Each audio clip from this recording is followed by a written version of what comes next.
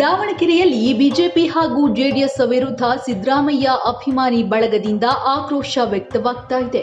CM Siddaramaiah ಅವರ ತೇಜೋವಧಿಗೆ ಮುಂದಾಗಿದ್ದಾರೆ ಎಂದು ಆಕ್ರೋಶವನ್ನ ವ್ಯಕ್ತಪಡಿಸುತ್ತಿದ್ದಾರೆ.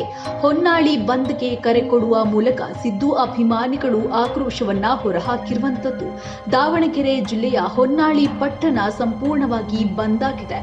ಅಹಿಂದ ಒಕ್ಕೂಟ ಮತ್ತು ಸಿದ್ದರಾಮಯ್ಯ ಅಭಿಮಾನಿ ಬಳಗದಿಂದ ಬಂದ್ಗೆ ಕರೆ ನೀಡಲಾಗಿದೆ.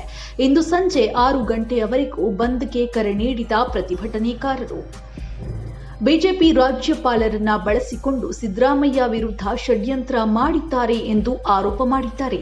ಬಿಜೆಪಿ ಜೆಡಿಎಸ್ ನಡೆ ಖಂಡಿಸಿ ಪ್ರತಿಭಟನೆ ಹಾಗೂ ಬಂದ್ಗೆ ಕರೆ ನೀಡಲಾಗಿದೆ.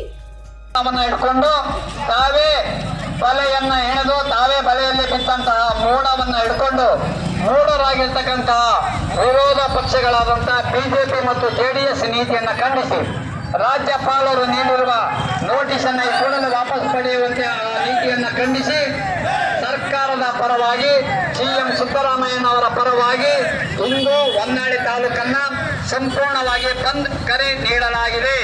ದಯಮಾಡಿ ನಾಗರಿಕ ಬಂಧುಗಳು ಹಾಗೂ ಸಂಘ ಸಂಸ್ಥೆಯ ಪದಾಧಿಕಾರಿಗಳು, ವ್ಯಾಪಾರಸ್ಥರು ಹಾಗೂ ಸಿಎಂ ಸಿದ್ದರಾಮಯ್ಯನವರ ಅಭಿಮಾನಿ ಬಳಗ, ಅಹಿಂದ ವರ್ಗ ಇಂದು ಸಂಪೂರ್ಣವಾಗಿ ಹೊನ್ನಾಳಿ ತಾಲೂಕನ್ನ ಬಂದ್ ಕರೆ ನೀಡಲಾಗಿದೆ.